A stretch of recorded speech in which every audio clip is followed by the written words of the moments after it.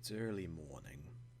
I had just awoken from a restless and uneasy night's sleep. It's a hot summer day outside. I can already feel the heat of the air in my room, the brightness of the sun's light shining through the window beside my bed. My mind feels light, my body feels heavy. I'm clearly being reminded of the fact that I didn't have a good night's rest. The unusually bright morning made itself known through the windows in my flat. I looked out the window in my kitchen once I had dressed and tried to freshen up. I tried to eat some morning breakfast, but I just wasn't in the mood to eat. I had no class at university today, but being restless, I decided to call in to take a short shift to keep myself busy for a few hours at my local job. Finishing my breakfast, I felt the heaviness in my body once more. Perhaps working today wasn't such a good idea, but I couldn't cancel the shift I had just called in for. For some reason, I felt anxious, uneasy, as if something was going to happen. I didn't think too much of it. Getting what I needed for my job, I left my flat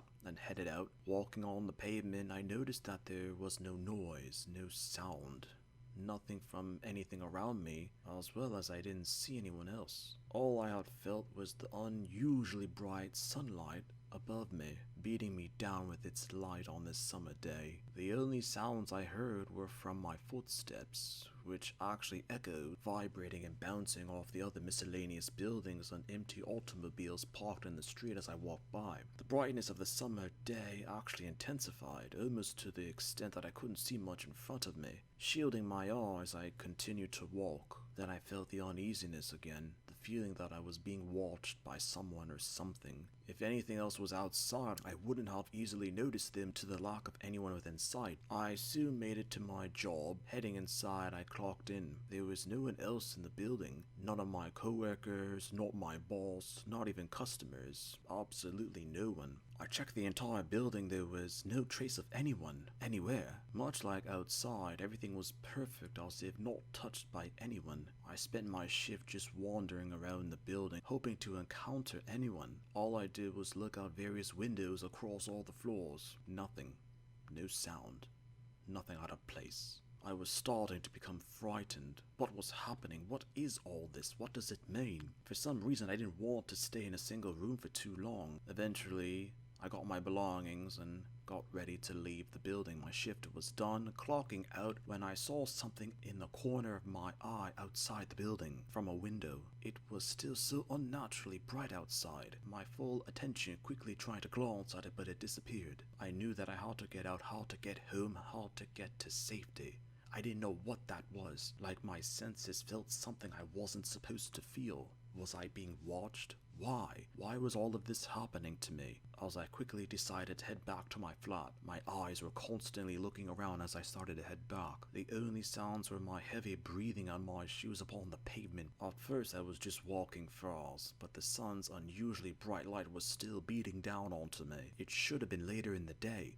Why was the sun in the same position as it was this morning? Tears of frustration were in my eyes. I just wanted to get back to my home, back to safety, and hopefully back to reality. Literally running now, I was heaving and breathing hard as I ran back as much as I could, but I didn't make the distance, as I had to stop for a moment to catch my breath. Then a fair distance in front of me, I saw something, the unusually bright light making it hard to look and focus at this being. Despite my eyes attempting to zoom in to see what was in front of me, my line of sight tilted and blurred massively. I fell to the ground because of a sudden instance of vertigo in my head. I couldn't get a proper balance to stand up properly because of the vertigo. Was the creature doing this to me? Forcing myself to look at this being, it had the outward appearance of a woman. There were no human-like features on the body aside from a thin purple hairstyle that seemed fake, artificial. There was no mouth on this woman or this creature. There were no ears or lips or even eyebrows. Her skin had an almost plastic appearance, a gloss or sheen reflecting the unusually bright light off her body. The most striking feature from my view was her eyes, solid purple, inhumanly perfect eyes. It didn't blink at me. I was still struggling to get back on my feet, to get away, but I couldn't. I couldn't balance enough to remain upright. Whenever I had footing, I just stumbled and fell back onto the pavement. I struggled to talk, to say anything in that moment. Who are you? Have you been watching me this entire time?